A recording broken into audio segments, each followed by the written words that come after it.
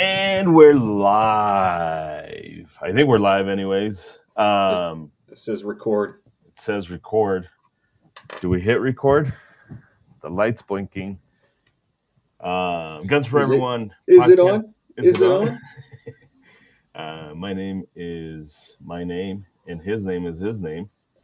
What's your name? My name is Indigo Montoya. Uh, you killed my father. Kill my father. That's a lame joke. Except Unless you're old. unless no, I mean he was a Spaniard, so Oh, yeah. he sucked. Chase just came back from Spain, so he's rubbing From in everybody's fucking face. He just came back from Spain. a couple interesting things happened uh, in Spain. One thing um, was like kind of anticlimactic, but it was still cool. There was a big group of Africans by the subway selling stolen or knockoff luxury bags like Coach and Prada and all Nice. that stuff, and they had them all spread out on sheets. And when we were walking up, I saw they had ropes tied to everything, and They're I was like, afraid of getting it stolen. "That's what I thought." And then I realized that the ropes were tied to the sheets.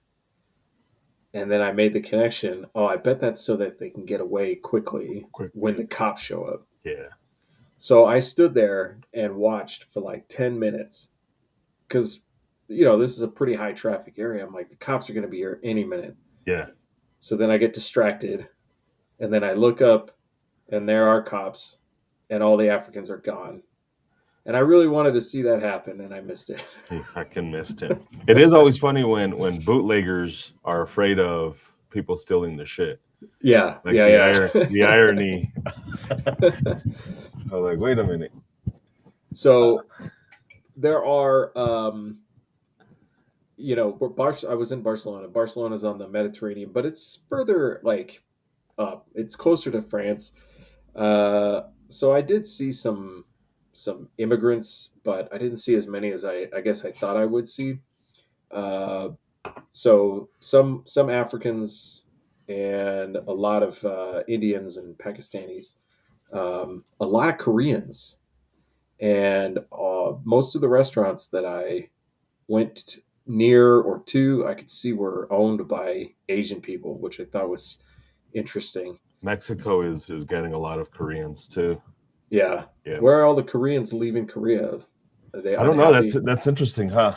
Yeah, That it's so if you go online, there's actually for those of you that are Mexican, you guys will like you see a lot of influencers, air quotes on that shit, that are Korean that learn Spanish and are doing Spanish content, and that's basically how they live is through their Spanish content. So it's really interesting, super interesting. so the other thing that happened was a little road rage with our taxi driver and a motorcyclist. So unlike America, but more like the rest of the world, everybody drives a scooter. Yeah. So if you're on the road, it's like 50% scooters, 30% taxis, and then 20% other types of cars. And so the scooters, they just kind of like do whatever they want, you know. The traffic laws are obeyed very strictly when it comes to stoplights. And you Okay. know how like when you are at a red light and it turns green, it's not a bad idea to check to make sure that nobody's gonna Correct. run the. It's like the opposite there. They start before the light turns green, Uh huh. and then if the light turned yellow, they just slam on their brakes. That's crazy. So That's dumb. you have to watch out if you're not through that light at like before it turns red. There's a chance you could get hit by another car that's trying to leave early on the green. Uh huh. Um, Lane changes, however, are not really. I mean, it's kind of like it's a city and it's a Correct. busy city, so people, lanes are suggestions. But anyway, our taxi driver got cut off by this scooter, and it was like nothing unusual, but our Yeah, yeah, taxi driver was already in a bad mood, I could tell. Uh, so he pulls up next to this guy, he rolls the window down, and they proceed to have the most polite argument, like road rage argument that I've ever seen. yeah. So like the the scooter driver had his hand on the window, on the edge of the window, and the taxi driver had his hand like right next to him. It was almost like they were about to start holding hands while they were arguing, you know. And my Spanish is very poor, and Yeah. not just that, but they speak Catalan and Spanish, so I couldn't even tell sometimes what they were saying. But it was like the guy on the motorcycle was like, "Relax, man, relax, relax," you know. So it was funny because if I don't know, like in my experience watching something like that happen, there's a pretty good chance somebody's getting out of the car and that there will be some fighting. In here, it was just like, "Look, we're gonna have Usually an a white argument." dude taking his shirt off. Yeah, white dude taking his shirt off. Here it was like, we're gonna have an argument, but it's gonna be okay. Like Yeah, we'll be fine. We'll we'll live. be fine. So, and I didn't get upset either. I was just sitting there watching, like, yeah, this is interesting. Hilarity. So, but yeah, it was a good trip. It was cool. I went to the Sagrada Familia, which is like a cathedral. It's not actually a cathedral, but I'm going to call it that. And they had security. It was the only place we went. No, take that back. We There was another place that had security, but I had brought a knife with me, and I didn't know I was going to go through security. So I'm like, well, I'll just throw the knife away. No big deal. Um, I get up there and I don't want to just throw the knife away. So I tell the guy, I'm like, hey, I have a knife. What do you want me to do with it? He goes, oh, you could check it in. You can pick it up when you come back out. I was like, oh, that's pretty sweet. And then I went to another place and I did the same thing. I was like, hey, I have a knife. And the woman looks at me and she goes, well, go around the metal detector then. What the fuck's the problem? Okay. So, uh, Sagrada Familia, for those of you guys that want to hear it correctly. Uh, Sagrada. I can't do the accent. yeah, yeah, yeah, for sure. Sagrada Familia. I just found out that they just completed the 400-year construction. No, it's been under construction for 140 years, Nice. and they say it might be done in 2026. Yeah, it was like 10,000-year construction. It's all aliens because we don't have the technology. Dude, it looks like aliens built that place. Yeah, that's Yeah. the funny thing is you see structures like that, and I don't know what the fuck this has to do with anything, but um, people will claim in 2,000 years we didn't have the technology. How did they move the rocks? And Yeah. how Yeah. did How they did they get do them this up this stuff? high? We have cranes made out of tinfoil. We can put them uh, anywhere. okay, Um, hilarious. yeah. Well, I was talking to, shoot, I don't remember who I was talking to. It was something related to um, travel and Spain and other countries, and I was saying that a lot of things in life are counterintuitive. You think one thing makes sense, and then you learn about it, and you're like, oh, it's actually the opposite, The and for opposite. reasons that I couldn't even possibly imagine until I learned why. Correct. Um, so yeah, the other thing I noticed in Spain is everything is beautiful, and then you come back here and there's a Chipotle and a 7-Eleven. It's just like, Well, it's just modern, so it's like I think I think most. It's weird. It seems like most humans are just intrigued with old shit. yeah, but it's also like they take time to make everything look Yeah, beautiful, the you know. architecture. Like if you go to the mall down here in Colorado Springs, it looks if you put up some gates and some guards, it could easily be a prison if you just took down the names of the stores on the inside. For So sure, for sure. Yeah, yeah, so everywhere in the city is mostly 4 or 5, 6 story buildings that are apartments above. shops, Shops. Yeah. and each building seems to be unique, and yet still follows like the style Correct. of Catalan or Barcelona. Um, and those are just the housing, not to mention the churches and the museums and the, like we make a church out here, like, oh yeah, I go to this really awesome church. It's in a strip mall.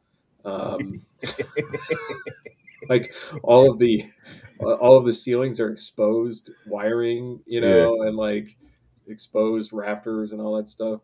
And everywhere you go there, you look up at the ceiling, it's painted, it's like tile, it's Correct. vaulted, everything is just amazing. And that's why you have a religious experience.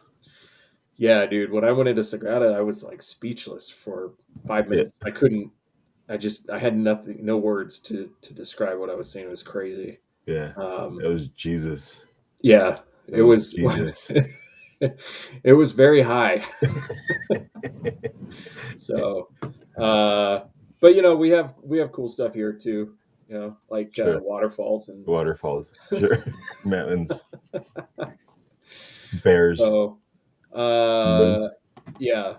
But yeah, it was. I mean, it was different. I don't know if I could live there, but it was a cool place to visit. So, Yeah. um, all right. What is new with the Colorado legislative agenda? So, because I was gone for like a week and a half. Yeah, well, it's the predictable stuff. Everything is kind of slowly moving forward. The quote unquote, as of 3/29/24. So this is when we're recording this. It'll go live today. So as of today, 3/29, excuse me, 2024, the assault weapons ban, quote unquote, here in the state of Colorado is on life support. They pulled it off the calendar. That doesn't mean it's done. They can put it back on the calendar, but that one seems to be gone. But 11% tax seems like it's going to pass. Um, Creating a redundant licensing uh, for FFL at a state level, it seems like it's going to go through. Yeah, and just real quick, the problem with that one is it's going to force all the FFLs to comply with state laws, um, Yeah, meaning magazine like laws. magazine laws Yeah, and all that stuff. correct. And now it's the CBI that's in charge of that instead of sheriff's offices. Hmm.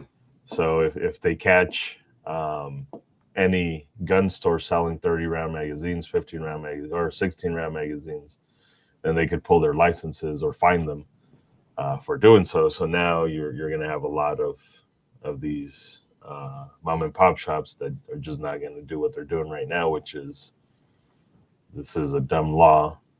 Um, let's do the parts or whatever they do right now to kind of circumvent that shit. And by the way, it's not breaking the law. They're still doing it according to the law. So there's no gun shop that you can really go to like they're breaking the law. It's they're working with the law. It just happens to. I don't want to say it's a loophole, but it's legal. Like it sounds bad when you say loophole. Um, so How is it legal? Like, are you talking about magazine kits or yeah, like if they sell the kits, okay? yeah, Because down here in the Springs, mostly they just sell the magazines. The gun yeah, stores that are selling them, they aren't even bothering with disassembly.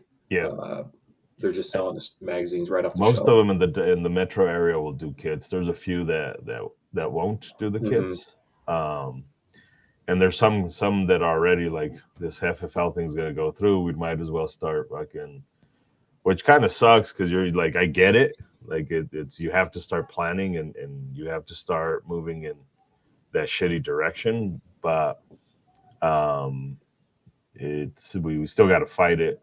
We still have to at least show up. The fucked up thing is we're outnumbering the opponent or the proponents almost 3-1 every single time, and it's just like they don't give a shit. Um, but that's what's going on. The training bill is kind of on hold right now. I haven't seen it go up on the calendar for the Veterans Committee. I forget the whole name of it, but that's supposed to go to the Senate, and I haven't seen go on the calendar. So there's a lot of shit that's going on. There was no vote on the sensitive areas. I don't think they had a vote. They had it. It's weird. They did a testimonies, and they heard, and they did a testimony for that, but they did not actually um, vote on it, which was weird. I don't think, at least. So the problem is there's a lot to fucking follow. There's a lot to Yeah, fucking yeah. follow. This is probably the busiest legislative session we've had for gun One of laws one in the of the state. fucking busiest, yeah, for Yeah. sure. It's And I have a good. suspicion with the assault weapons ban is that it's not a serious effort. Um, it's intentionally put forth in an egregious way to capture the attention of anybody who is paying attention, and Yeah, to kind of monopolize all of the effort to resist it into one bill correct. and divide the attention from the other bills that that they can pass Yeah, that are less offensive from. I hate to say that because I mean I find them all equally offensive, but correct. if it's coming down to like your typical gun owner who has a Glock 19 and they're like, wait a minute, you're going to ban my Glock 19? You can't do that. As opposed to, oh, if you buy another gun, there's just going to be some more tax on it. Oh, well, that sucks, but you know. Correct. So, um, Yeah, like, it's the good old switch and bait and switch. hmm Um, like, and obviously it works because everybody's attention was on the assault weapons ban, yeah, and very little attention on the other stuff. And that's from our side. hmm This is from our side, and it's frustrating. I don't get paid as a lobbyist. I don't make money. I try my best to go up to the meetings. You live in Colorado Springs. It's hard for you to come up to. You're still a corporate whore.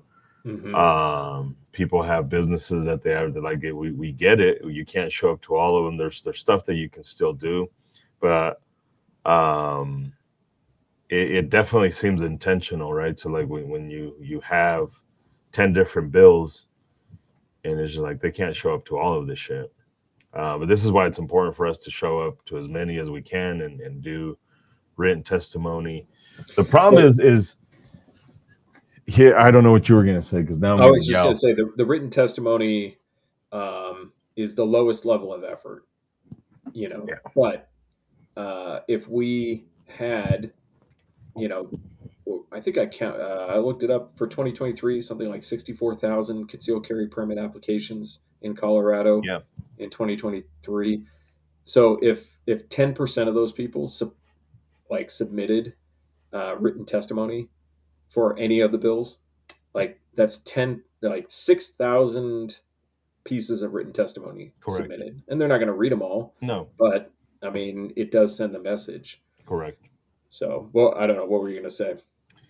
Well, the other issue that I've been seeing is we want as many people to show up and testify and say the words, but some people should just shut the fuck up and be there, and just be there emotionally, and be there to high five people. Like, some people shouldn't fucking say anything because um, when you have the people that show up emotionally, and talking about um, threats, and not even voting threats, right? That's all fair game. Like, we're gonna vote you out, you fucking scumbag. But like, we're not in the revolution right now. We're not in a civil war right now. We're not in anything like that. So like, talking about people getting hurt, and like, it's to a certain degree, you kind of shy away the people. There was one lady who was on the fence in one of the committees, and we can say it was pretend. Like, we can say she was just pretending to be on the fence, but that was one of her things. She says, and take it for what it's worth, right? Because it's coming from the quote unquote opposition. But she said, I'm on the fence with this, but I hear a lot of you guys testifying, talking about you hope I get hurt, and you hope my family gets hurt, and that doesn't make me be on your side. Uh, so there's a lot of hypocritical shit that she said as well that we can call her on, which is fair game. But I think that's right, right? Like if you're trying to build an alliance and if you're trying to build some sort of common ground and some sort of um, and maybe common ground is the bad word, but like you're trying to come to an understanding. Talking about, I hope your kids die, and I hope you get raped in conversations like that. And not a lot of people did it, All it which takes is is one. correct. But if you have somebody who's kind of on your side and is just like, yeah, I see what you're talking about, my dad, my, Yeah. because a lot of these Democrats are like, I come from military family, my family owns guns. Like I don't like the language in this fucking bill because it's too broad. It's too like I'm not there. And then all of a sudden you have one fucker talking about I hope your daughter gets raped, Hmm. and it's just like like, I don't want to be with that guy. Yeah. And like it's not even I'm in favor of the bill. I'm just against that motherfucker right there. Right. Um, Yeah. I mean, when I was there for the testimony on the training bill, you can just sense the panic and the tears in the eyes of some of the people that are in there. And I'm like, God, I hope that guy's not going to testify. yeah, and It's then just it's like like be an adult. Like yeah. I just Well, and both sides do this, but like on our side, we just have to understand. Like, if you're going to get up there and talk about the Constitution, they've already told you they don't care about the Constitution. yeah. Like, it's just why talk about the shit they already literally said? I don't care about the Constitution. In fact, Bruin talks about sensitive places. In fact, Heller ruling, this is at a Supreme Court, says that it's okay to restrict guns. So, like, if you talk about the Constitution and the Supreme Court and our rights, then it's not like it's not going to go anywhere because the people, in fact, the people that were supposed to be on our side in the Supreme Court has already interpreted this to be a thing that they can limit. So you bringing up the Constitution to a certain degree, I hate to say this, but it kind of hurts us. Like it doesn't, Hmm. because all they're going to be like, oh, like Yeah. interesting enough, like look at this, and this is what your guy says about the Second Amendment. This is what Yeah. your guy says about the Second Amendment. Um, and then I have no faith in politicians' fidelity to like the law, to the rights, like your rights, like that's not what they're concerned about. correct, um and if you think about it in your daily life, you're not really concerned about that either. You make most of your decisions are pragmatic decisions. correct, Even the big ones you make are pragmatic decisions. correct, And so I think it's more useful to approach these questions or these testimonies in front of these people and appealing to what they do care about. So if you show up at the hearing about taxing gun purchases or changing training laws, and you say this is going to hurt the poor, who you supposedly care about. This is going to hurt people of color who, are disadvantaged in this white privilege system. And, like, why not? I mean, that makes sense. If correct. you're gonna if you put it in language that they use and understand, um, and I don't think it's even disingenuous. I think, Here's the problem with that. Here's the problem with that because some people do, and I know the people that are being genuine and the people that are not. They're just using it as a political play, which most politicians do it anyways. But the problem is that you have humans who will say that, and then the very next fucking testimony is like, we have an immigration problem, and it's the yeah. Venezuelans coming in, and Yeah, we don't have a gun problem, and it's just like, wait the fuck a minute, like now you just kind of canceled out yeah, yeah, the because immigration and guns they're not the same fucking conversation. Just like yeah. I don't want to hear the other side talk about suicide when we're talking about a training bill. Like Hmm. I want to talk about suicide for sure because it's an important conversation. But let's suicide is a mental health conversation It's not although a lot of suicide happens with guns. It's not a gun control type. It's not a training conversation. It's Mm-hmm. not a taxing conversation, right? Like it's like putting an 11% tax on guns is not going to prevent suicide. Mm-hmm. Like somebody is not going to be like they're already going to have the gun, so they already went through the process, shit like that. So, but then there's a lot of people on the other side like, well, suicide and suicide and suicide, and my family committed suicide, and like you feel for it, right? Because that sucks. Like nobody wants to hear that. Nobody wants to go through that. But the same way, I don't want like that has nothing to do with an 11% tax. That has nothing to do with training. Let's stick to the fucking subject. Um, you have a lot of people on quote unquote our side, um, who try and argue their points, right? Because that's basically all you're doing is just arguing their points. Is just this is going to hurt me. I'm Mexican. Like you don't want the man to fucking hurt me and punish me. So please don't do that. And your bill is going to punish me because I'm Mexican and Mexican or Mexican. And the next guy says We it's have the too many fucking Mexican. Mexicans. We have too many Mexicans. We have too many Mexicans. It's Yeah. just like what the fuck. Yeah. Uh, So speaking of that, there I've seen this in the I got to come up with a name for this. The panic sphere. Maybe that's a good word. Panic sphere is like media that is designed to get you into a panic. And it's not mainstream media because mainstream media does do that. But, you know, alternative media does it too. Everybody wants yeah, so you're talking you about like to, the Alex Jones stuff and yeah, not even like, I would say more of like the more mainstream alternative. So Ben like Joe Rogan, Shapiro, Candace Owens, I don't Rogan. even know their names, Dan Bongino. So I've been seeing this show up. This idea that some judge somewhere said that illegal immigrants can have guns. Yeah. And by the way, we And do have a video for that on our YouTube channel. That's already up. I did it with Tony Simon. I encourage you guys to watch that. Tony Uh, Simon out in New Jersey. out in New Jersey, Tony Simon, 2A4 4E. Um, yeah, so this happened in Chicago. Yeah. Yeah, So one judge said one thing in one city about one case. And now it's like, look, they're arming all the military aged men and giving them guns. correct. And so, first of all, like, it's not a big deal. It's just, like, just take a breath. It's not a big deal. Second of all, do you really believe in human rights or not? You know, somebody came to this country illegally. Fine, whatever. He's still a human being. She's still a human being. Does he or she not have the right to possess a firearm? Like, give him an F-15. I don't care.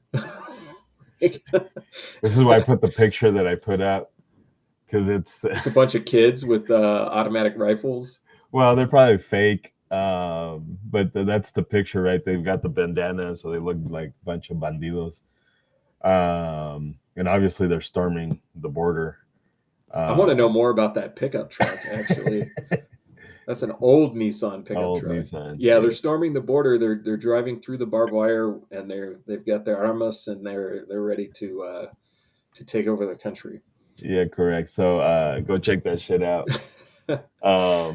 Or on Spotify. Well, I don't think I have that one on Spotify, but You got us on Spotify? yeah, yeah, we're on Spotify. Nice, nice. Because I want to come back to this, but I listened to our last one, and I have some comments after listening to our last one. Um, yeah, so it's like you have a very poorly thought out argument if you end up in a panic because of some news story. Um, I think that if you are that reactionary, then you don't really understand what you're talking about. Correct. And that's fine. You know, I'm not like judging you, but you're not going to help when you speak up in front of the committee or provide testimony if that's the best you can do. Um, Correct. but most people do not spend as much time learning about this stuff And that was another thing too. Is like the Bruin decision strengthened concealed carry in a lot of ways, but it also hurt concealed carry and opened the door for restriction and regulation. And 1% of the gun owning population understands that, and and that's less than 1% of the total population. Most people just don't know enough about this Correct. They to just read the headlines. they just read the headlines, and I think that we're in a losing position when most gun owners do not really care, Yeah. you know. And Um, and this is if we tie this all together, right? This is why training is kind of going downhill, because most gun people that are self-defense people, or at least claim to be self-defense people, they just put up a 10-second video, 20-second video, and then like no, everybody's like, okay, that looks cool, it looks awesome. Again, it's an emotional reaction, and nobody really questions it. Nobody really digs deep into it, and all that shit. By the way, this goes for our shit too, right? Like if I ever post a training thing, this is why we don't do much of that stuff, that and lazy. But even in classes, like I hope you don't just leave here and just be like, well, the short fat Mexican told me this, so that's like, no, I want you to go and fucking study the shit. Like I want you to like find a reason why I'm wrong. but Uh, realistically, you are talking to like 1% of the people who come right, through, maybe not even 1% of the no, people who come through those doors. Um, and I like part of me is that bums me out, yeah, and part of me is just like this is just the way it is. It's just uh, if you look at the what is it, the Pareto principle? Like most of the knowledge and skills in a specific task are going to be congregated into like less than 5% of the people in that group. So you're going to have like 5% of the people in the group who are like, you shouldn't even touch a firearm. You are too dangerous, too careless, too stupid. You shouldn't touch a firearm. And then 5% of the people are going to be highly skilled, highly knowledgeable. And then across the rest of that 90%, you're just going to get varying degrees of interest and knowledge and skill. is this what you were Um, talking about? yeah, yeah. Pareto principle is essentially like most of the resources eventually end up in the hands of like a small group, and most of the rest of the people have very little. This principle applies in physics. It applies in humanities. It applies in basically in all places. It's like most of the mass of the universe is Yeah. concentrated in It's the 80 stars. 20, the 80 Yeah, 20 rule. 20% of the people will do 80% of the work type shit. yeah. Yeah. So um, Pareto, yeah, I think that's more of like the business application of that, um, which I Look it think the up, Pareto. motherfuckers. No, yeah, it's there. But like generally speaking, we are not in a position to win this argument in under normal Yeah. circumstances. Just people just don't care. They just don't know enough. They don't care, um, and Yeah. they're busier leading their normal lives. It's not Yeah. until you have to care. Uh, so, like we live in a society and a culture where almost nobody has walls around their residences. And you go to a lot of other places in the world, they all have walls. Why do they Right. all have walls? Because if you don't, like, you're going to have intruders all the Yeah. time. We don't have them because we don't have intruders all the time. And so it's your environment that forces you to pay attention, forces you to care. And our environment does not force you to care about this stuff. And so people won't. Yeah. Yeah. So, It's fucking it's bonkers. And the frustrating part is um Dick Gregory. You know who he is? no. So Dick Gregory has a really um awesome video. He's kind of wacky on a lot of shit. I think that's his name, Dick Gregory.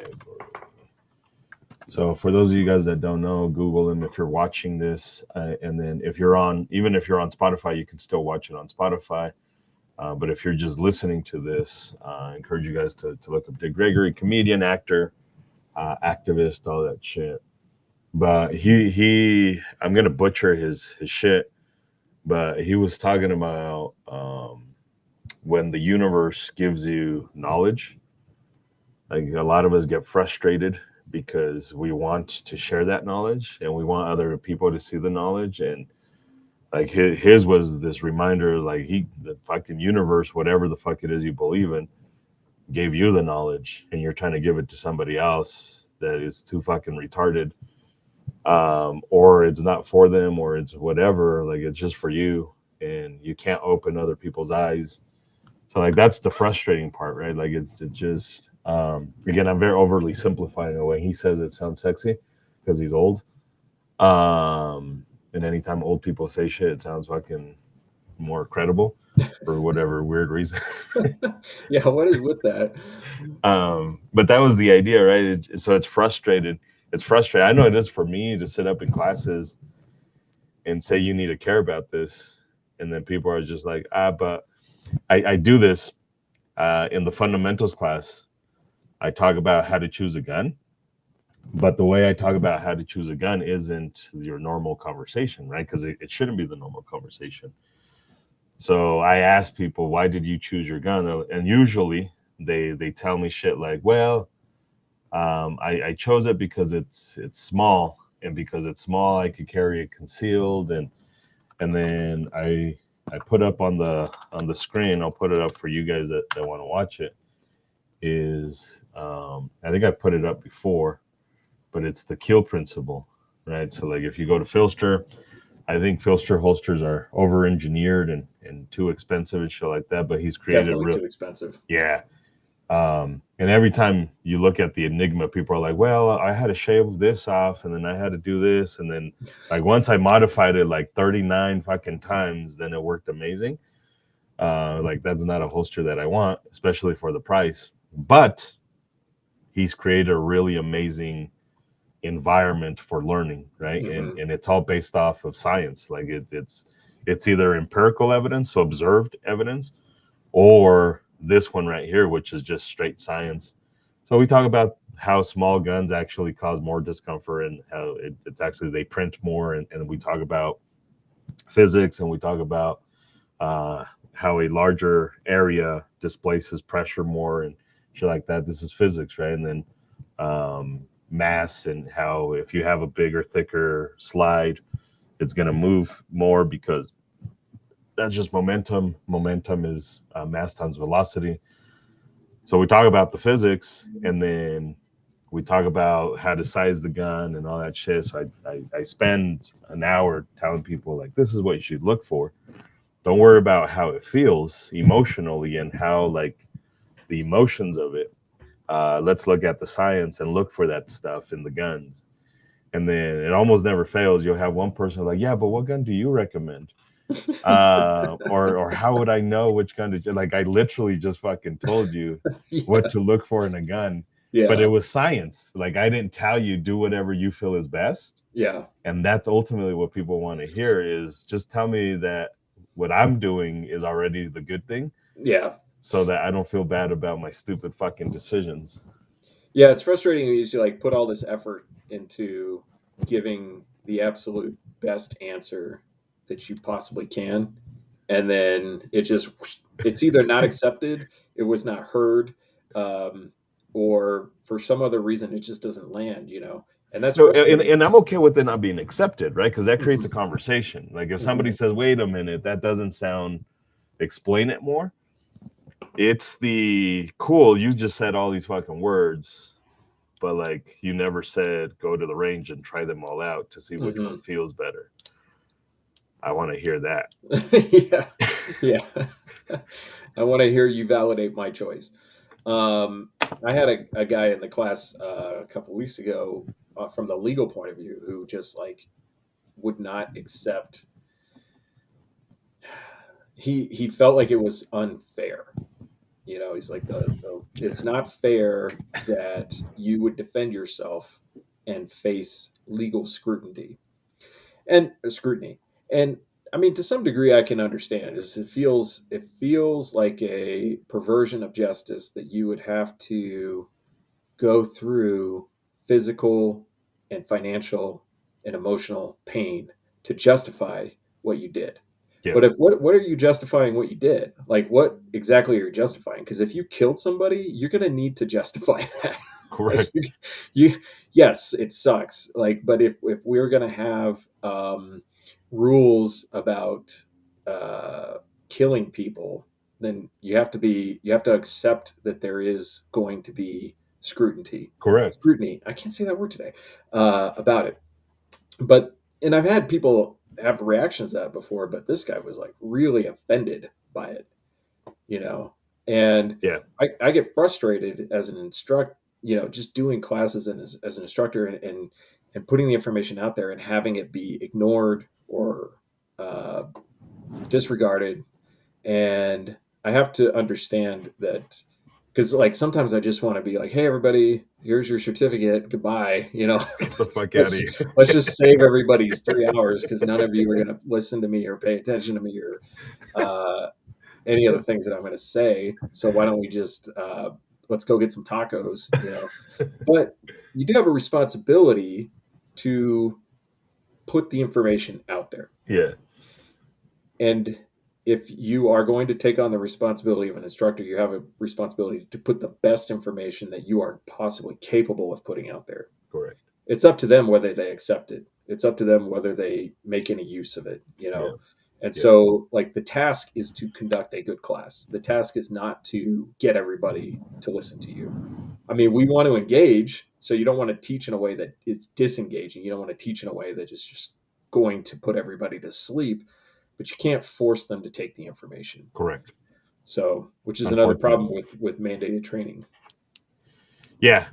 Well, the mandating training stuff, that one's like, we already know this shit, right? Like I'm already dreading doing an 8 hour class, not because it's an 8 hour class. It's just I know the 4 or 5 hours that I'm actually teaching, right? Because they need to take 2 tests.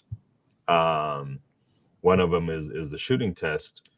All I'm really going to be teaching is the shit that's on the test. Mm-hmm. So I can't teach the body's natural reactions. I can't teach proper grip. I can't teach why we recommend a certain stance in training, even though we understand in real life that shit kind of goes out the window to a degree. Like we can't talk about physics anymore. We can't talk about shit that actually matters when people are shooting guns. Now I need to spend 30 fucking minutes talking about laws. And this is the frustrating thing is laws don't fucking matter when it comes to self-defense. I don't care what politicians say. I don't even give a fuck what concealed carriers think. Right? I had one lady, she was really puffy, but she said it under her breath. Because I said this is like the laws don't fucking matter in the context of self-defense. And she tells her person that she was with, but they do. So I have to repeat it, but they don't. And if you believe that they do, tell me why. And then fucking crickets, right? Because it's there is none, right? Because what you said earlier, right? It just people look at this pragmatically. They don't look at this like if somebody's gonna kill me. Literally nobody in the history of fucking self-defense was in there reading what the law said. Like, let me see what I answered on question 3B. Mm-hmm. No, you just fucking defended yourself. You ran away, you hid, you stabbed him, you punched him, you kicked him, you shot him. Whatever self-defense was, you did that shit. So laws absolutely don't mean a fucking thing when it comes to carrying a gun and concealed carry. It doesn't. Um, it's nice to know where I can and can't carry, but most of our students will show up and be like, "Oh, I'm not gonna listen to that law. I'd rather fucking cut the ticket than fucking die." Mm-hmm. And cool, like accept the consequence, like regardless. So thus again proving that very few humans give a fuck about laws, and we care more about being able to defend ourselves. When it comes to self-defense, we don't give a shit about the laws, and you shouldn't. That's okay to not give a shit about the laws. It's okay to only care about survival in that context. Other low level shit, then yeah, care about the laws. Um, but like nobody drives a car and says, "I wonder when I need to put my blinker on." Like people don't consider like, is it against the law or not against the law to switch lanes at a certain place? Can you do it at a double yellow line, but not a one solid, one double? Like when can you do? Like nobody really. How far out do you need to be? Like I don't. Like most humans don't remember when you need to start stopping before you approach a fucking stop or a red light. You just fucking do it. So we don't give a shit about the laws. Yeah. So when people hear that in the classroom, that's a good way to get people's attention. Um, it's just tell them like right off, doesn't matter. The thing that most people mistake that for is like the idea that you are saying that I can do whatever I want, Correct. Yeah. you know, and Because of course that's what they heard. right. Yeah. And the thing I try to stress to people is like it's risky. There is risk involved when you defend yourself. Here are the risks involved, but none of that matters if you don't survive. So if you go volunteer for a fight that you didn't have to have, then you don't understand the risk or you don't care. Maybe you do understand, but you don't care about the Correct. risk. If you go out and you get attacked and you have to defend yourself, the idea that you're going to ask for permission to do that before you do it is retarded. Fucking Um, dumb. you're going to have to justify it later, Yeah. but if you have any sense at all, then you'll get an attorney to do that for you because you don't know what you're doing Correct. in that sense. Um, so yeah, I think that people, again, because they don't have any context for this, they've never been through it, they don't understand it. I was talking to that guy Dan, I mentioned to you before I left, and that guy's been in a lot of situations in his life where he's had to use violence against other people. Yeah. And he's been through quite a bit of different legal outcomes from that. And, his attitude is like none of that legal stuff matters when you're trying to decide how to protect yourself. Correct. It matters afterwards, definitely, but you don't. And even if you fucked up in the course of you defending yourself because emotions or you felt at that very moment that's the best thing you could do, like it may Mhm. still be a fuck up ethically, legally, for all kinds of reasons, right? You still have to deal with the consequences. Like there's fucking literally nothing you could do at that moment. You did what you felt is best. The second time I used my gun in self defense, it was. Uh, I don't know if I was a student, if I would agree with me on what I did. I don't think I did anything illegal. Obviously, the people that showed up with badges and the prosecution team felt the same way on the legal side of it. But I think ethically, I probably crossed the line to a certain degree. But I'm not gonna sit here and dwell on it, right? Like it whatever. Like it is what it is. I But can't you change crossed it. that line because you were protecting another person, Correct. right? Yeah, yeah, yeah. For sure. Like I accept it. Like Hmm. and by the way, if it happened again, I would probably react the same way, right? Yeah, and that's coming from a place of like this person is the most important person in the world to me, Correct. To me. Yeah. and so you will accept levels of risk and failure to manage that risk appropriately Correct. because of who you're dealing with. Correct. But if you did that to protect your car, you probably in the aftermath you'd feel pretty stupid. Oh, yeah. Like that But that there would are be there are people who do that and who feel okay with what they did. yeah. Like I was just reading a story about a guy who killed somebody who was driving away in his car, and he shot and killed him. And a lot of people feel like that would be okay for them, And I you won't know until afterwards, till it's done. But yeah, man, some people just value their stuff a lot. I mean, a lot. And convincing those people that they're wrong for feeling that way is useless. There's no value in trying to convince somebody. You can change the frame of reference. You could say, "Hey, would you still be okay with protecting that car if it meant that you're sitting in a jail cell because of what you did?" Well, oh, maybe not. Okay. And then other people are like, "Yeah, okay, cool. All right. Well, we know where you stand." Yeah, So, correct. And the thing is that like that conversation for me has changed in the sense that like cool, like I get it. You want to kill people over dumb shit because your dick is super duper small. That's always fun to see their reaction when I say they've got a fucking their dick is so tiny it's inverted. Uh, it's always awesome. And you always get the reply like I worked hard for that. I was like, yeah, that's cool. Like I promise you, you're when you die, like your kid's not gonna be up there in your fucking memorial talking about how you worked really hard to provide for the car, mhm, and how you worked really hard to get that car a new paint job. mhm. And like the thing is that your tombstone's not gonna say uh, he died saving what mattered most. Uh, like I Well, hope it says my fucking dad chose a car over raising me. yeah. Uh, I used your stepdad line the other day, and I was like, somebody's running off with your TV, and you saved your TV, and you're sitting in a jail cell, and now your kid's new stepdad is watching your TV. somebody I got a lot of good responses on that. You were like, "Whoa!" correct. Or if you You die, ever, right? Like someone's gonna be banging your wife and raising your fucking kids because you're dead. have you ever Uh, seen Heat?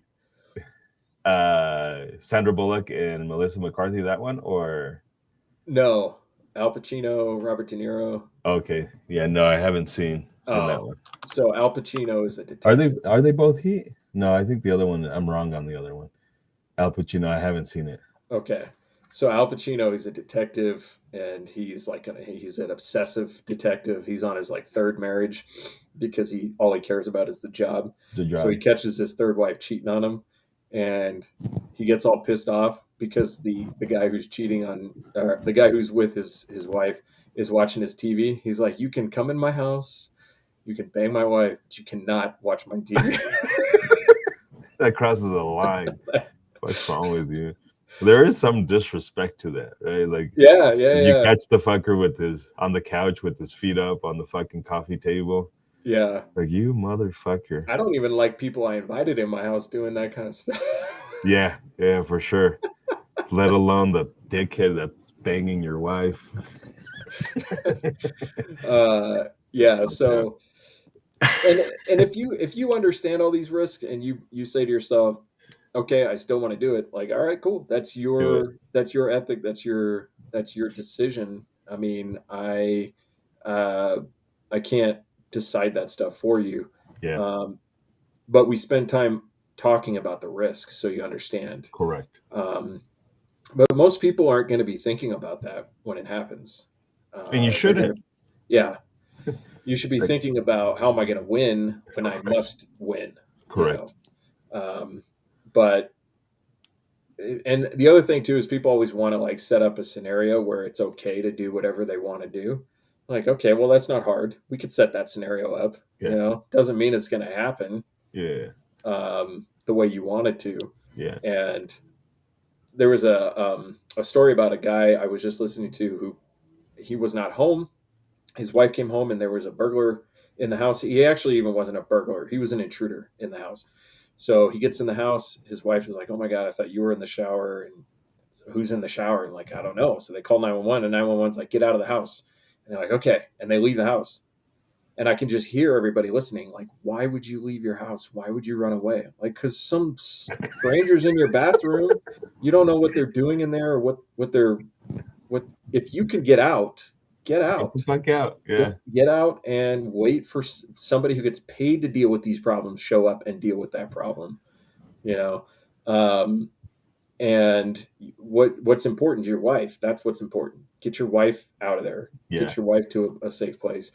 And I didn't feel this way when I was young and I didn't have a family. I was definitely more, cavalier about all this stuff. But I have things I care about. And in the future, I might not care about the things I care about now. In the future, I might be like, yep, I'm done caring about all that stuff. I just like, Correct. and my priorities will probably change uh, Correct. with that time of life. So, Yeah. Yeah. um, Did you have something else? no.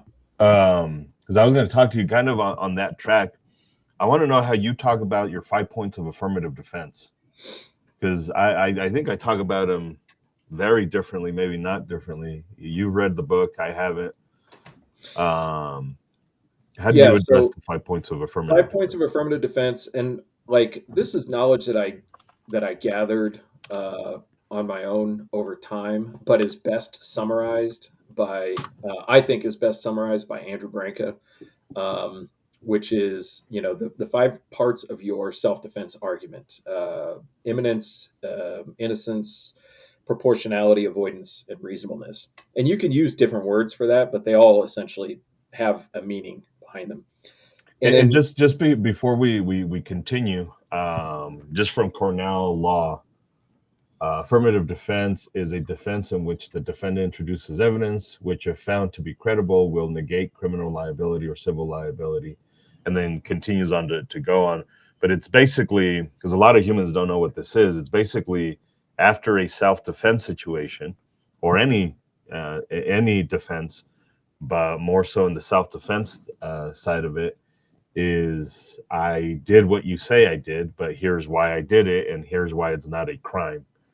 So it's you affirming that you defended yourself. Um, interesting example of affirmative defense: the murderer of Wild Bill Hickok, a guy named Jack McCall. uh-huh. His original self-defense, or his original argument, it wasn't self-defense, was vengeance. He killed Wild Bill Hickok because Bill Hickok killed his brother years before in Kansas, Crime of which passion actually type shit. it wasn't actually true. Yeah, They made that up to justify the action, but that was the original defense, and it yeah. worked. The jury was like, okay, good enough. You can shoot somebody in the back of the head while they're playing poker because he killed your brother at some point in the past. That's an affirmative defense. He was ultimately retried and convicted and executed.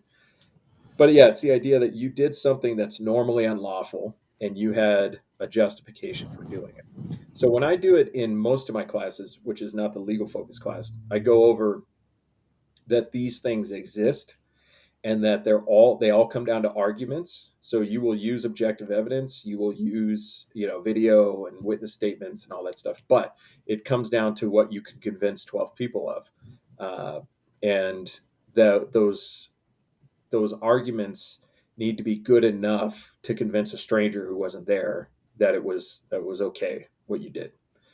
In the legal class where I go into the definitions of those words, I give a high level definition. I describe innocence, initial aggressor, and how an initial aggressor is kind of looked at, and then move on to the next one, to imminence. And I so So innocence is you're not the initial aggressor. Right. You Yeah, can't be the initial aggressor and then have an affirmative defense for violence. yeah, This is another thing. A lot of people think that we're only talking about shooting somebody, and this is correct, all self-defense. Anytime correct. you And the use and the or law says deadly physical force. It doesn't say gun. It doesn't say knife. It just says Mhm. you may use deadly physical force. So that could be fucking a bat. That could be to a certain degree your hands. I think Mhm. we've talked about that before. But knife, it doesn't say guns. Right. So any weapon or instrument that is likely to cause lethal, or likely to cause death or serious bodily injury.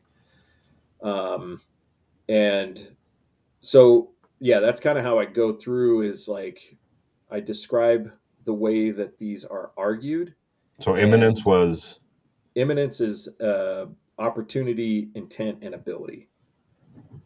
So somebody who, like, if you've got grandma who rolls up on her motor scooter and she gets up and she's got her like little old fists and she says she's going to kill you. I mean, yeah, you have intent, you have opportunity, but do you really have ability there? And then again, people are like, well, no. And I'm like, well, you'd have to convince 12 people that Yeah, grandma does not have the correct. ability. So we can, I always put this in the context of strength of argument. So people want to know yes or no, and it's not a yes or no question. None of these are yes or no. Yeah. It's how strong is your argument. So and then proportionality is, whatever level of force was necessary to stop the attack. And That one is a lot of people think that it's and it can be, and this is I talk about this. It can be the fucker was 10 feet tall, but it really does talk more to where your actions proportional to the threat. mhm. It's not about was the fucker too big for you, so you decided to kill the fucker. Yeah, there was actually a pretty high profile shooting out of Pueblo, what, last year? And it was a big guy versus a small kid. Small kid, meaning like a skinny little 20-year-old Yeah, kid, or well, he must have been at least 21. because that's the only time you're skinny when you're Right. 20. Yeah. And the kid shot this dude after this guy punched him and lunged at him and attacked him. And the kid made the argument that he felt like this guy was actually going for his gun. Mhm. But then while he was shooting him, he shot him in the back as the guy was running away. And the DA ultimately decided not to charge this kid. Yeah, And the shooting's on video. Pretty compelling shooting from a lot of different points of view. Uh, but it comes down to, does the DA think that they could get a jury to agree that shooting this dude was disproportional to the attack? yeah, And so we like to think of this stuff objective. Well, big guy versus little guy. So yeah. Or we like to think of gun versus fist. So no. Um, but that's not, you can't look at it that way. correct, You have to look at it pragmatically. You have to look at it from the point of view of many things you don't understand, but most importantly, could a prosecutor convince a jury that you were wrong? correct. So proportionality, and then avoidance is a tricky one because avoidance can mean different things in different contexts. And then you got reasonableness in there as well, right? Yeah, reasonableness So and the 5 points is it's innocence, imminence, proportionality, reasonableness, and avoidance. mhm. Yeah. So avoidance is like either did you help create the situation that you should have reasonably known was likely to end in this outcome, and or do you live in a state where you have to make a reasonable effort to run away Correct. before the fight? People don't understand duty to retreat, and people don't understand stand your ground. And so I try to avoid these phrases, but it's hard not It's to say tough. those things. It's tough. Um, but generally speaking, if we're just going to summarize it, avoidance can include duty to retreat. But Colorado doesn't have duty to retreat. So, Yeah. um, Not exactly. Our law does say that you must have a reasonable belief that a lesser degree of force was inadequate, mhm. but that's not the same as you have to look for a way out. Right, right. And then reasonableness, it's a jury. So I spent some time talking about juries, and you could conduct an entire university level course on what the word reasonable actually means in the lawful sense. But as far as a self defender and somebody who's headed towards talking to the cops or talking to a DA, or not a DA, but a detective, all I need to know is that this is going to be judged by a jury. Even if Yeah. it doesn't make it to a jury, that's the standard we're using. And so that's where I stick to reasonableness is basically just, 12 strangers. Yeah. So, I always um, yeah, and that's really at a low level what it is. I do go into depth a little bit. I don't know if we've talked about this before. I think maybe we've talked about this, but it's worth noting because I don't think we've talked about the affirmative defense side of it. mhm, I think we might have talked about this just in general. but it's just, rational, appropriate, ordinary, usual in the circumstances. A jury is going to look at the case notes, right? That's where a lot of the appeals were, and that's where a lot of the rules come from. A lot of Supreme Court stuff comes from. Yeah, so Uh, the jury will be instructed on what the definition of reasonable is, for that case, right? yeah, But they still have to make the decision. And correct, so, going back to something we said a few episodes ago, which was basically like this is all of general interest, and this is all of if I'm going to explain this to somebody, I need to understand this stuff. But as far as the defender is concerned, like you're asking, it's kind of like the idea of like what rules are we going to follow in the fight? Are we going to follow the legal rules of what is just and reasonable and rational? And like where does rationality come in when somebody's trying to stab you in the neck? You're like, hold on, let me be rational about this. Um, like what happened to you, what you did was probably not just and rational if we're talking about objective, correct, but what you did made complete sense to you and still does, correct. considering what you value. It's this weird paradox, right? Where it's just like, I know what I did was borderline incorrect, and I'm Mm-hmm. okay with it. Mm-hmm. Like it's just like 100% okay with it. I acknowledge that what the fuck is that? His name is slipping. We just had his anniversary. I accept that waiting at an airport, pretending to be on the phone, and then shooting a fucker in the face is unethical. But if you're a karate instructor who just kidnapped and molested my kid, it's 100% okay with me to be unethical. And so it's like this weird paradox. What the fuck is his name? Yeah. What's his name? Gary Gary Plausch. Lausch. He recently passed too. His daughter keeps up with this page and shit like that. Yeah, Um, but like that's I the found these the other day. Be the change you wish to see.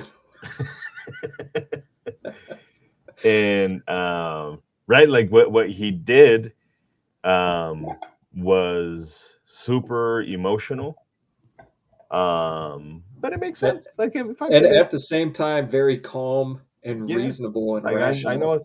I know what the fuck's gonna happen. So I mean, the only thing I would have changed from that is I'd have put in his fucking asshole. Like I'd have fucking rammed it up his fucking booty hole and then just shot from there, right? So a few times, not just once, because that was too quick for that fucking piece of shit. Yeah, yeah. It was a nice shot to the face.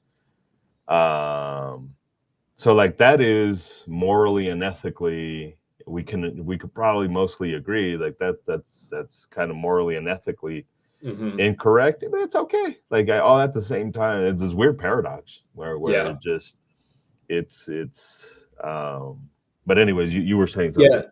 Um, have you seen the Hateful Eight? That's the funny one, right? They're all funny. Then I don't know. No, it wasn't the Hateful Eight. Okay. Well, Because they in did that. like a parody type video Oh, movie okay. of the what's the original one, the something seven or the awesome six or Magnificent Seven, some shit like that. And something like that. Yeah. yeah, Hateful Eight, Quentin Tarantino film, and in there, Tim Roth gives a. Is it Tim Roth? I think it's Tim Roth. Is talking about vengeance and justice, and he's talking about frontier vengeance and frontier justice, and he's the hangman, and so he's describing his role in society as to actually, I did is see it. Yeah, I yeah. did see it. Yep. Um, it's just an interesting dialogue where he's talking about if the family of the people that was of the person that was killed grabs this killer and then you know lynches them, then that's vengeance. But if the hangman kills them, then that's justice. And this is just kind of like just juxtaposing chaos and order in the frontier. Yeah. And when you turn it, like the trade-off is if you turn over the authority to exert vengeance to the state, what you gain is a more orderly society, Yeah. but you lose the right for vengeance. Correct. If you step outside of that system, then you open yourself up to the system itself Yeah. coming after you. And so if you want to ask that question in the classroom, like that's a philosophical Correct. debate that goes back thousands of years. We're Yeah. not going to solve this in the classroom. Correct. You need to know that whatever you think is justice is not what you should expect. Correct. You should expect to turn over your life to a bunch of people who don't know you and don't care about you. Correct. And you know, I don't care if you think that's right or not. That's the way it is. Correct. And so, the affirmative defense, the way I try to describe it to people, is it's basically a minefield that you're going to have to walk through blindfolded after you went through one of the most difficult experiences of your life. Correct. So hire somebody to lead you through that minefield. Correct. So that's kind of the way I describe it. I use different words, but Yeah. No, that's a little different than the way I do it, and I might incorporate a lot of that shit because it's one of these things that it's tough to talk about in class, but a lot of these, like, if you're in the legal class, um, you signed up to learn about the laws. Maybe after I told you that the laws are fucking pointless, so like you should understand at least that you have no fucking say in the matter at all. And here's why, because ultimately we don't, right? Like if I shot the fucker, it wasn't my decision. mm-hmm. A lot of people think it's their decision, like I decided to shoot the bad guy. No, the bad guy decided to show up, and the bad guy decided for you that you need to shoot the motherfucker. Ta-da! Like it's not like you went around looking for bad people to fucking shoot. Like you're not a cop. Um, so only they go around looking for people to fucking shoot. The once it's over, like it's up to a DA. It's not up to you to decide if it was justified or not. It's up to detectives. It's up to forensic science. It's you have zero fucking control Mm-hmm. over any of that shit. The only thing you have under your control is The attorney you hire. is the attorney you hire. And I've been using that slide of recommending questions that people ask of their attorneys, and you should see people's faces when they see that list on the screen. You know, I don't even read it. I just put it up there. I'm like, these are some things that you should think about when you're hiring an attorney, and everybody's like, Oh, you oh have the my slide. god, like yeah, I put it in a slide, and Yeah, people's reaction is like, oh crap, and they start writing all this stuff down. correct. I'm like, this is why you don't want to be thinking about this after you need it, you know. Correct. um, and to so some degree is basically understanding the law is helping you to understand why you should prepare ahead of time Correct. for this. Understanding violence is what should motivate you to prepare ahead of time for Yeah. violence, um, which can be something as simple as locking your door. I don't want to get into a hand-to-hand fight in the front seat of the car. That's why I lock my door. I don't want to I don't want to have somebody in my house in the dark who is armed. So that's why I lock my door. Doesn't mean it's not going to happen. I'm just trying to reduce the chances that it will happen Correct. because I don't want to do it because I'm lazy. So, Yeah. like, it's hard to win a fight like that, and I would prefer not to have it just because I prefer to do other things with my time. That's Uh, that's a big part of the first hour to a certain degree of my conversation in the home defense class, right? Just like what is uh like in home defense, people are like what they really want to talk about is how to slice the pie and how to clear my house and how to fucking look for the bad guy when they're in my house. When in reality, it's like, motherfucker, how about you prevent the bad guy from even coming into your house and make it super duper fucking difficult and how add about make the multiple bad layers of guy slice security? the pie? Yeah, yeah, Like, yeah. because Like that's it, super dangerous. yeah, like Like, slicing pies is really, really dangerous. That's why people spend so much time learning how to do it because it's hard to do. it's Why difficult. don't we make the bad guy do it? Yeah, So it's just like people don't think about this. People are like, I just want to have my gun ready and like fucking shoot. And it's just like, how about you fortify your door so like it's significantly more difficult for the fucker to come in? Do you Well, see what if that they're video? coming in my window? Like, how about you fortify your windows so it Right. fucking takes them longer to come into the fucking You house? see that video of those cops trying to breach that guy's door in the There's a rain? few of them, Yeah. My and they favorite one can't. is where the cop hits the door with the ram and it it actually bounces back and he slips and falls into the front of the Bearcat. Is that the one where the dude all he did was add like a fucking couch or something to the front and then This one looks like there was something on the bottom of the door, nice. like a door stop, Yeah, because the top of the door was moving, was but the bouncing. bottom of the door was pretty stationary. Shit's hilarious. Yeah, there's But a that's few of what those caused it to videos. bounce because when Yeah. he hit it with the ram, it gave and then it came back and it pushed the cop and it was wet and so he slipped and he fell and ran into the front of the Bearcat. It's fucking funny. Um, yeah, and I people want like it's almost like people like want the worst case scenario. Yeah, Well, which is the best gun to shoot somebody in the house? Well, probably don't want to have to do that. So let's talk about how we can prevent that from happening, which is correct. way more likely. And then if you have to, then we talk about, arming yourself in the home. But yeah, it's like how do we make this the worst possible scenario, worst case scenario, and then how do we win that? Like, I don't know. Um, and yeah, so like from the legal point of view, I do spend time talking about the home defense law, and just so people understand what the difference is in the law. But then you get the inevitable question: it's like, well, so if you're telling me that this is not an unlawful entry, then I can't defend myself. I'm like, how did you get that from what I said? Correct. Correct. Again, I don't care what the law says when I have to defend myself. I don't care if I'm in my home or not. It doesn't change that. Correct. All I'm saying is, from the legal point of view, you want your attorney helping you to convince the detective why this was home defense. Correct. But that's days later after it's already happened. Correct. So, Yeah. um, and I think that people in general, they want to know this stuff, but they've gotten so much bad information that you have to overcome all of that Yeah. too. So, Well, and that's it's going back to the beginning. I think you need to talk about the notes here in a little bit.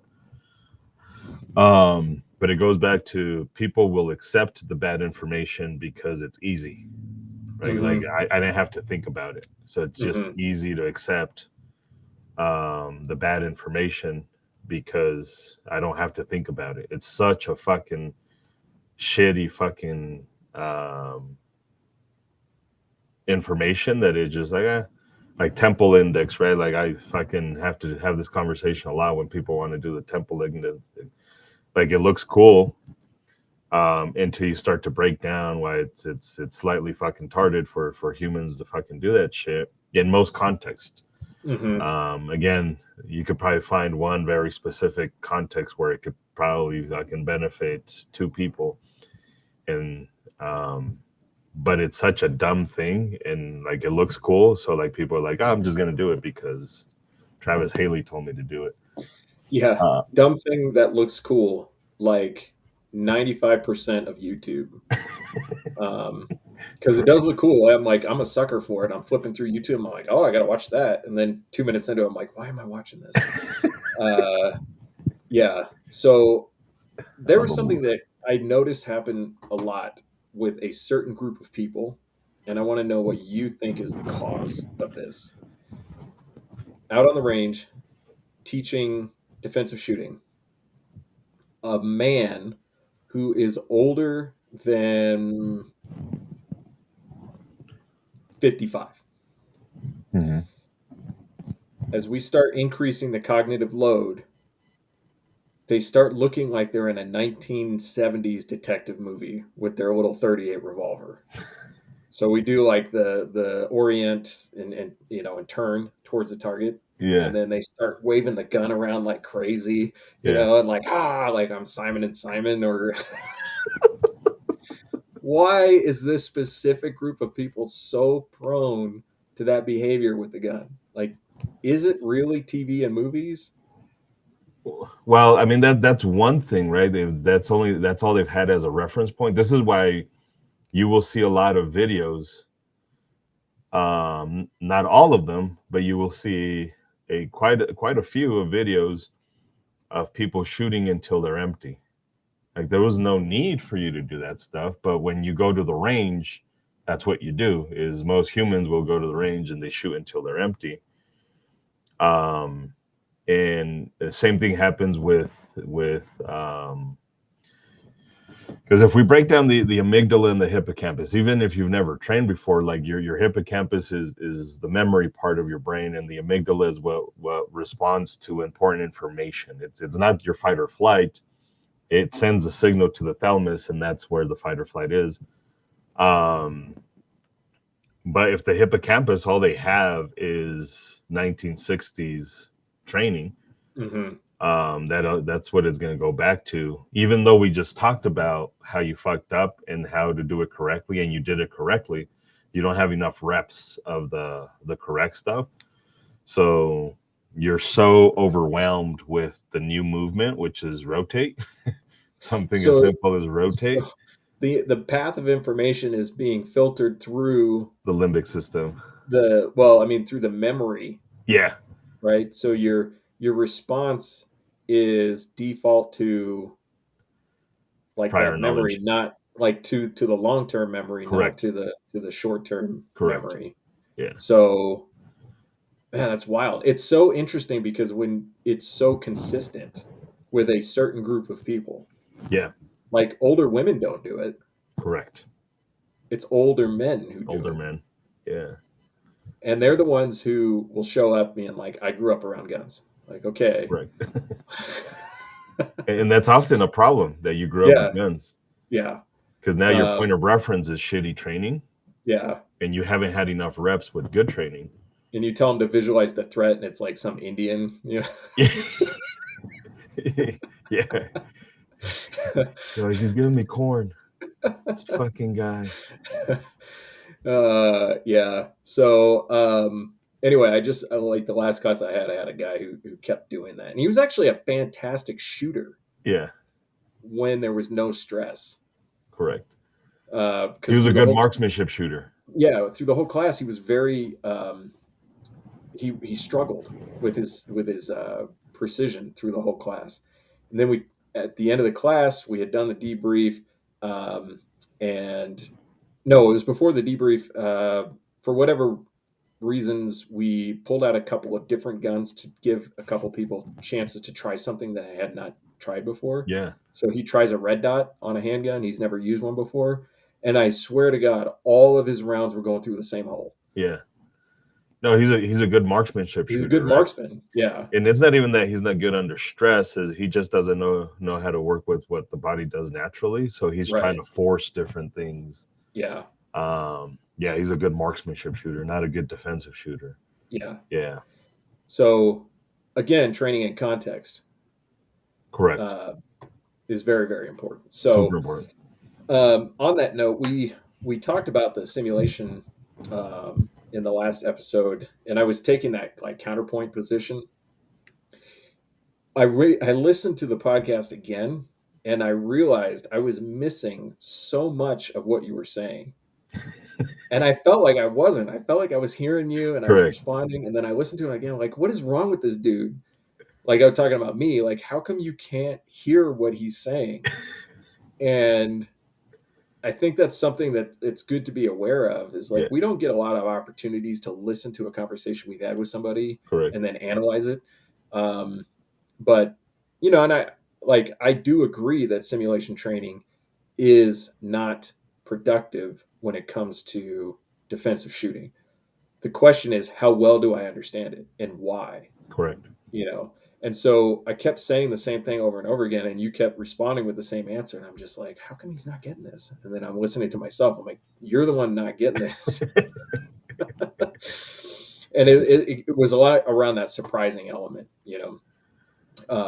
Correct. and the surprise is what hijacks your brain into that limbic response. Correct. If we eliminate that factor, you can do all kinds of cool stuff. That doesn't mean you're going to do it when you need it. Correct. And if we connect the response to the wrong stimulus, then we can't rely on that response. Correct. So going back to what Captain Sully did, and a bird strike at low altitude over a populated area. Was it a double bird strike? It was. I don't know. I Okay. can't remember. I think he had lost both his engines though. Yeah. And if you know you're going into the scenario, then you are able to implement a response with less time because you already know what is going to Correct. happen next. Yeah. If you don't know what's going to happen next, you have to orient yourself to everything that's happening in a useful way and then implement the response. Correct. If you've already connected to, oh my God, something terrible is going to happen or is happening right now, what should I do? If you trained in that context, then we're going to shorten the amount of time it takes to respond. But pilots have an incredibly complex job to do. They have to monitor a lot of things, A lot. and all of them are life and death. At some, like, eventually, all of Correct. them are life and death. If you're at Correct. 39,000 feet, you're not on the ground. So you have more time to respond, but if you respond badly, then it's catastrophic. Yeah. Um, Well, and it's the recognizing the starter, right? Like, oh shit, something's going on, but what's going on? mhm. And then he's fortunate enough that he has the thing that tells you what's going on, right? So like, there's things going on. We lost an engine, and we lost a second engine. We have thrust. We don't have thrust. Like, you have the computers telling you, but now you and the fucking person next to you, you guys are trying to figure out what the fuck do we do? Do we go back to LaGuardia? Do we go back to? Can we go to Newark? And then you have to communicate with the fucking person at some point. Like, not all the time. I think pilots get taught to fly first and worry about communication later. But at some point, you have to communicate this information, and it's all in real time. You didn't get a chance to think about it. Mhm. Yeah, it's hard to convey that to people who see their favorite YouTuber doing simulation training. Right. And so Um, another way of explaining this context is because I was saying, like, well, at the mall, I pay more attention. And you were like, yeah, but if you're going to get into a gunfight at the mall, you just wouldn't go to the mall. If Captain Sully knew he was going to get a bird strike when he took off, he would not have taken off. correct, correct. He would say, "Let's give it 10 minutes." Yeah, let's give it 10 minutes. Let's see if those birds leave the area. Correct. And so I was kind of putting this in the context of you should be paying attention to your world, and anything can happen at any time. But really, that simulation training is no, something is going to happen. Yeah. So get ready. And like, if you knew it was going to happen, like, why would you be there? Why would I be Don't there? don't I'm go not going to there. show up. Right. Yeah. And so that surprising element is overwhelmingly influential in the fight. Yeah. Um, at levels that you can't understand until it's happened to you. And most people have not been in this situation. So how do we connect it in a useful way? Correct. And how do we teach people to respond to that surprising without losing unnecessary time? Yeah. Um, and so, like, the simulation training is kind of more focused on, like, here's the moves. Correct. And if I can't connect, Which, by the way, isn't bad. If right, you're we, only we need the focused on the move. moves. We need the moves, Yeah. but we also need them to be simple and repeatable under stress. Under stress. So it's like John Wick is extremely satisfying to watch uh, if you're just looking at the moves Correct. because it's fun, It's you fun. know. But this expectation that all of that would work in a fight, people who do this on a regular basis, like, no, It's not get into gunfights, but get into fights, street correct. fights. The simpler your responses are, the more likely they are to work. Correct. And I did something like, I didn't know you were going to do that, which is never a bad idea. But I already know I'm right, so like I don't have to listen to me. Yeah. No, but I did go and watch a lot of shitworks because I understood my kind of my cognitive dissonance, or well, and it's probably not even that. It just some level of flaw that I had is I haven't attended any of, because one of the things we talked about as well was Shivworks. What's his name? Craig Douglas. Craig Douglas, right? So I haven't seen a lot of his stuff. So I watched a lot of his videos, and they're shorts, right? So I didn't watch a 3 hour long video and stuff like that. Hmm. He doesn't, and I don't recommend any instructor to record their 3 hour session because a lot gets lost in translation. Because Hmm. now you have retards fucking watching it, and they're like, "Oh, you could do better than that." Like you don't even, you weren't there, you don't get the context, so like whatever. But I watch a lot of this stuff, and if you pay attention to what he says, he doesn't say, I'm not encouraging you to do this. What I really want you to do is sell it to the bad guy, right? Because there's a lot of moves he does, and he's like, the gun in his back pocket. Like obviously he's not recommending that. So if you just watch the video, he's like, that's dumb. Everything he's doing is dumb. But if you listen to the words, and I wish his actions would match the words. And I think this is where we do stuff differently in the sense that your actions should match the words so that it doesn't get lost in translation. So if you just see it, it gives you, it implies certain stuff, and then you listen to him like, okay, but that's not what he said. It is what he did, but Hmm. that's not what he said. And a lot of what he talks about was is this idea of, if you are in the shit and there is a bad guy there, is how are you going to sell it to them? He wasn't telling you how to sell it to him. He was giving you like an example of what you could do. But it's not, now you need to start thinking about, how am I going to sell it to this bad guy in a close quarter environment? Because I think he talks more about close quarter stuff, the 0 to 9 feet versus the outside of two arms reach type Hmm. stuff. So I did do that. So like it's interesting that we both have a little bit of notes for Hmm. this stuff, is um because we have to, right? We have to look at the shit objectively, and we have to look at this um honestly, instead of just, it's my view and my view and my view and my view. Like, so I made it a point to go look at a lot of his videos. They're like, well, like, because one of the things after we were done, I was like, I've never seen his shit. Like, I'm talking Hmm. shit about the guy. I've never seen his shit based off of what other people say, which in this case was you, which is unfair to the guy. I still think he ought to match his words with his actions, but it makes more sense. Like why people leave there and they're like, I have this. It's still simulation, but I wish he would emphasize, listen to my words more than, we do drills. One of the drills that we did in Mexico was in the advanced pistol handling, was shooting a target. I think we were probably at 50-ish, 60-ish yards, maybe a little bit beyond that. And it's the emphasis of like, I don't ever believe you're going to shoot somebody at 60 yards. Like this is unreasonable, but you should know your limits. And then let's break down why you did good or bad based off of your performance, obviously. And some people did better. Like now let's analyze why. Why you took your time, you slowed it down. So it wasn't even about the drill. Like we did the drill, and some of you guys had fun trying to shoot something at 60 yards, but it's really about knowing what it did to you psychologically more than it did anything. And I think Shivworks does a lot of that shit. Like it's not even Hmm. about the drill, it's about the brain, right? Like it's let's look at how you come into this um this whole idea. One of the things we talked about was this whole idea of don't give up, like fight until the fucking end. That's easy to say until you actually have to, and you're fucking exerted 2 minutes into the fight. You're like let's stop, like Yeah. ding ding ding. But it's a Physically psychological. exerted plus overwhelmed in your limbic response. Correct.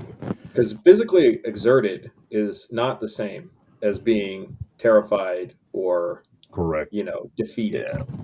Yeah. Yeah. And this is something that I was reading some studies on in Force Science, where they're saying like just a elevated heart rate does not equal the stress response. Correct. There's a lot of people like you carry a heavy bag 50 yards and then shoot a target. Like, okay, well, you're just telling me what a good athlete you are.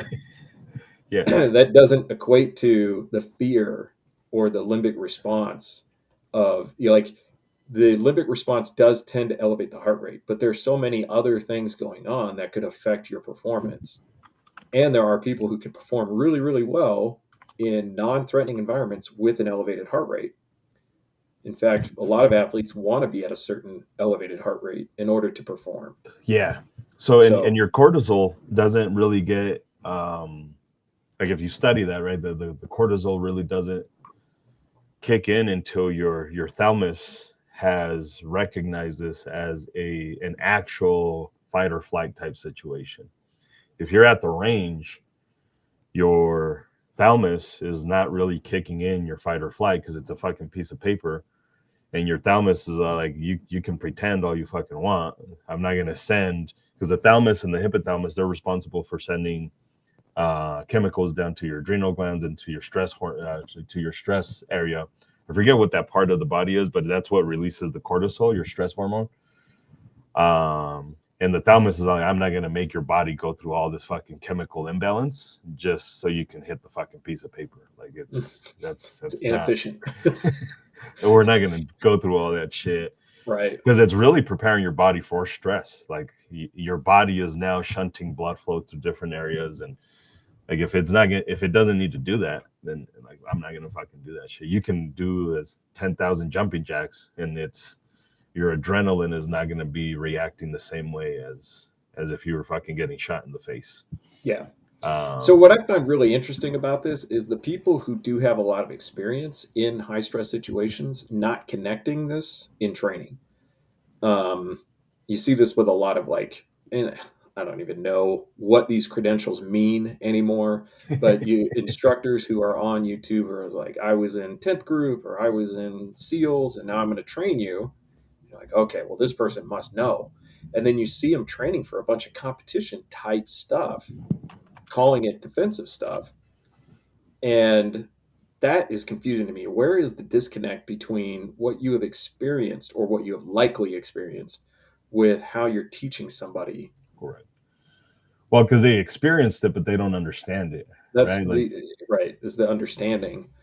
it goes back to like any fool can know, but the point is to understand. And Mhm. all it takes, I mean, this is encouraging everybody here. It literally all it takes is for you to enter those words into the YouTubes, right?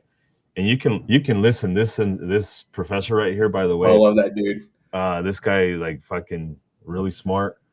But you can go low level and watch this fucking 2 minute neuroscience, and it breaks it down.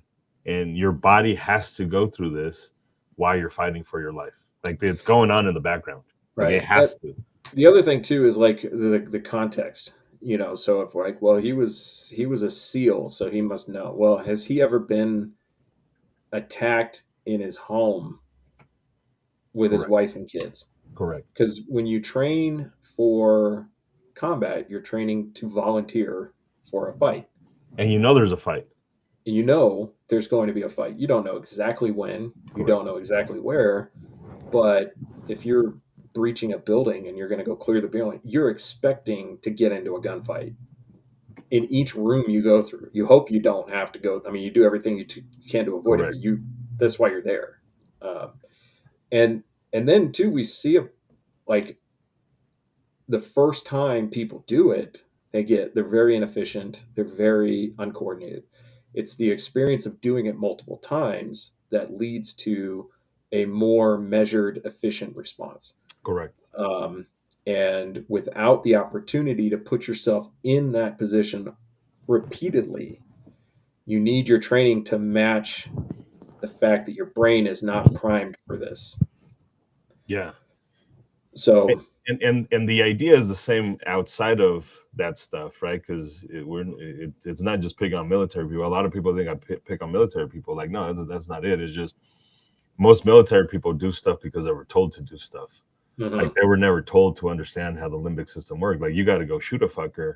You know where the fucker's at.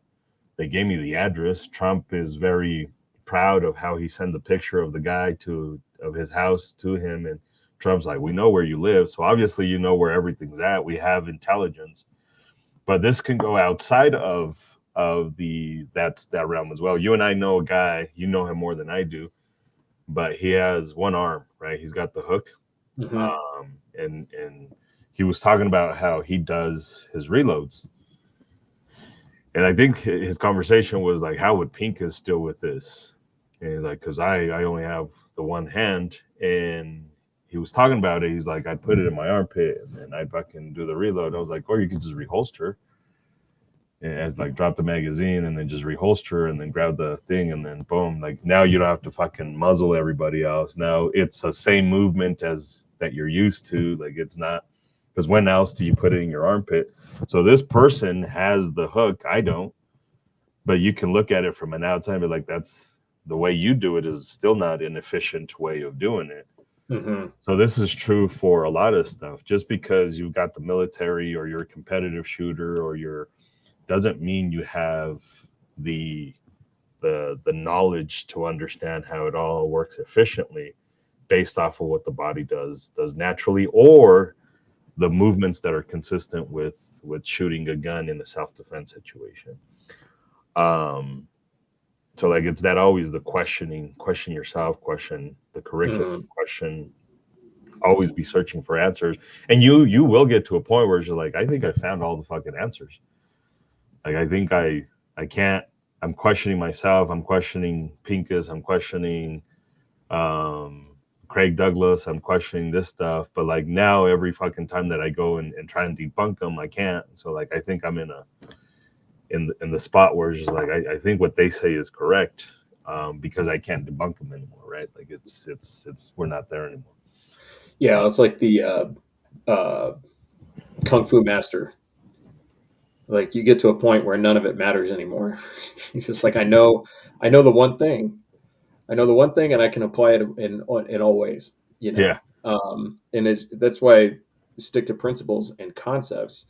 Is learn the principle and the concept, and then you can see how to apply it in what you do. and what you do. Yeah, And so, if somebody tells you like, "Oh, you should do this," well, I can apply the principle, and I can say, "Well, if that makes any sense or not."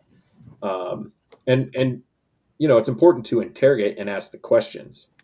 But once you understand it and you're like, okay, no, that's stupid, it's okay to be more certain about that, because even correct. though we're not going to get a chance to test this, but if we apply what we do know to this and it doesn't make sense, like, well, okay, I can just not, I can disregard that because it doesn't Correct. make sense. Yeah. Uh, and that's why these simpler concepts are better, because we can apply them more consistently. Um, and there's always going to be the outliers. There is going to be the guy who did jam a gun into his armpit and reloaded his revolver in his armpit somehow, and then won the fight. You're like, see, like, okay, well, I mean, how much Just because he's certainty do you lucky. want? Yeah, this is what I say about the we play this video, the Atlanta home, the Hmm. lady, she defended her home, and then I have to tell everybody because everybody gets excited and ooh, and I'm like, don't like like whoever she prays to, the universe, if she does crystals like that motherfucker was on that day, like Yeah, he that was because he was in the office answering the phones. yeah, and that motherfucker's like, oh, I need to be there that day, like I guess I'm gonna show up because everything she did was fucking dumb. Like leaving the safety of her bedroom was dumb. So I always have to preface it like I don't want to talk about her strategy because if I did, it'd be she's incredibly lucky that she's alive. She drew on a drawn gun, like everything that shouldn't fucking work. It worked for her. Like it worked, and it's hard to argue with that. But like if you look at this from a realistic standpoint, like if a fucker's already got a gun pointed at you, the last thing you would think to do is let me pull my gun on that fucker. Chasing people while you don't know how many other people, like everything she did was just fucking dumb, and it worked. So I don't even watch it that way. Right? We talk about the tunnel vision, and we talk about body's natural reaction, shit like that. But anyways, But yeah, a lot of people will watch that video and be like, "Oh, I'm gonna do that." Like, no, like that's not what the fuck you should do, like at all. Like, you can watch boxing matches or early MMA's when the dude was 7 feet tall and they fought the fucking scrawny little um like a featherweight. Mm-hmm. It's just like you look at the video, they fought, but like that's not what you should do. Like, I'm not gonna Mm-hmm. pick a fight with this fucking 8 foot tall. Like, there's weight classes for a reason. And I think the UFC figured that shit out really quick. Like, I think we need weight classes because shit's bonkers. Yeah. Uh, And you seen that video of that guy that jumps off the fence and kicks that dude in the head and knocks him out? uh-uh. It's been around a long time. He does like the straight up kung fu movie move, and it works. But there's a bunch of videos of other people trying it and it not working. I'm gonna have to watch it. So he runs, he kicks off of Off the the fence, fence and in and then the kicks him, air, kicks the dude in the head and knocks and him it out. worked. And it worked. Yeah. Huh? But that's the thing in a fight, man. It's like it's unpredictable. Yeah, Even in a fight with rules and weight classes and skill matching, it's still you still have to have the fight. correct, We still have to see how it's going to work out. So, correct. Yeah, um, but yeah, I think that people in general are prone to this Dunning Kruger effect through no fault of their own. But I think it's your job as an instructor is to expose them to this, and then let them decide how seriously they want to take it. yeah, So, yeah. I had that Dunning Kruger effect. Uh, I was watching with my second child, and we were watching YouTube, and for whatever reason, we got into the farriers, the people who fucking horseshoes and all that shit. mhm. So we were watching this video, and this dude was doing the shit. I was like, so I was telling her, I was like, I've seen 1,000 of these fucking videos. For whatever reason, I'm into that shit. Not once have I seen this technique. This guy doesn't know what the fuck he's doing. Why is he doing that? And then I had to stop myself and kind of have jokingly tell her, obviously I'm the fucking expert because I've seen 1,000 videos. Like, Yeah, this guy that does it every fucking day, doesn't know what the fuck he's talking about. So yeah, that Dunning Kruger creeps in really fucking quick. yeah. Yeah, Uh, there was a video that got released recently about bias and intelligence, saying essentially, the more intelligent you are, the more prone you are to bias. yeah, And then the strategy to avoid that is to remain curious. So you can be as smart as you want, but don't rely on your intelligence. Rely on correct. your curiosity and Curiosity, yeah, ask the questions. Um, and don't be afraid of uncertainty. Just continue to interrogate things and ask. correct. Um, Somebody said this about, and I don't think they were trying to like be philosophical, but they were saying it was a scientist. I got to find the video. He was actually talking shit about Neil deGrasse Tyson, which I like when people talk shit about him because he's incredibly smart, but he's a fucking pretentious douche. mhm, And that's exactly what he's talking about. He's like, if that fucking idiot would just focus his attention on his field of expertise, like he would probably be the next Carol Sagan, and he'd probably be the next. But he's so fucking self-absorbed that he wants to be on the TV all the time.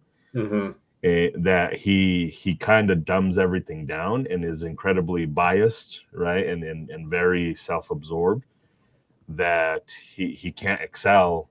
So he's doing really the world a disservice by being this self-absorbed, hypocritical guy because that's what he wants to play for the TV because that's what keeps him famous. mhm. And Uh, the funny thing is he'll identify what got him to where he is. He'll identify his curiosity. He'll identify correct, his nature, but then he now thinks like he's reached the point where he the can just point, tell everybody else correct. what to do. And And on every field, right? He started yeah, dabbling into biology, and like that's not you're a and fucking climate astrophysicist. science. Yeah, and like you're a fucking astrophysicist. Like stick to your shit. Like Yeah, stick to yeah, that shit. Yeah, yeah, yeah. And for sure. so, and it doesn't take people long to identify that's a problem. So you get, and I'm prone to this too. I'll get exposed to somebody. I'm like, oh, that's really interesting, and I'm listening to them, and I'm trying to like incorporate the knowledge. And then you get far enough, and you're like, oh, this dude's actually full of shit. So it's really frustrating. Super frustrating. Yeah, yeah, for sure. Uh, So, that all was a right, good conversation. yes, my ass is definitely tired. Yeah. So we got. You're going back to Mexico. Going back to Mexico. Again, this is March 29th, 2024. I'll be there in April. So just in a couple of Yeah, weeks, I we guess I have the should put that in context. So Edgar's going back to Mexico, where he belongs. where he belongs.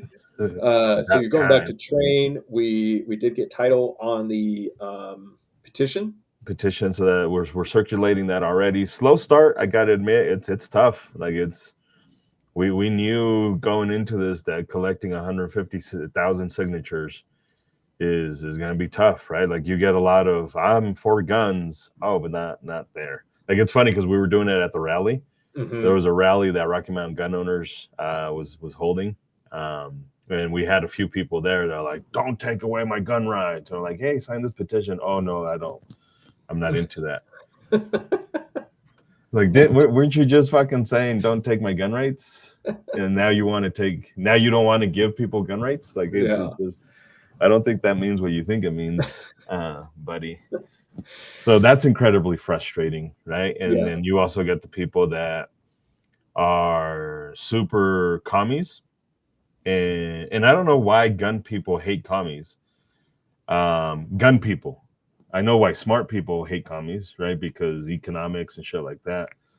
But commies are gun people. Like there's the old saying that if you go uh, left far enough, you get your guns back.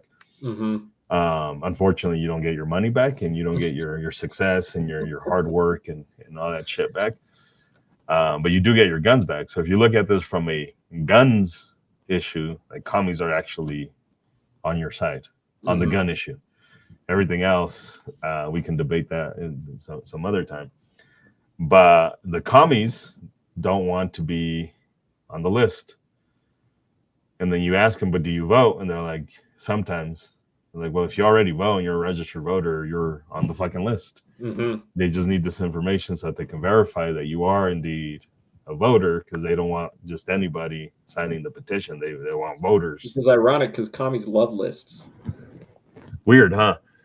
Super fucking weird.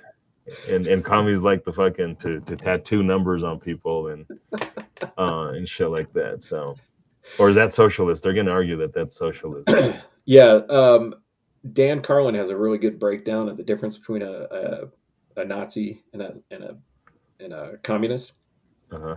and a lot of people conflate some of the similarities as why they're the Correct. same, but it's it's complicated, but it can be put simply. And Dan Carlin's last episode of Hardcore History, he does a pretty succinct job Yeah. of breaking down those differences.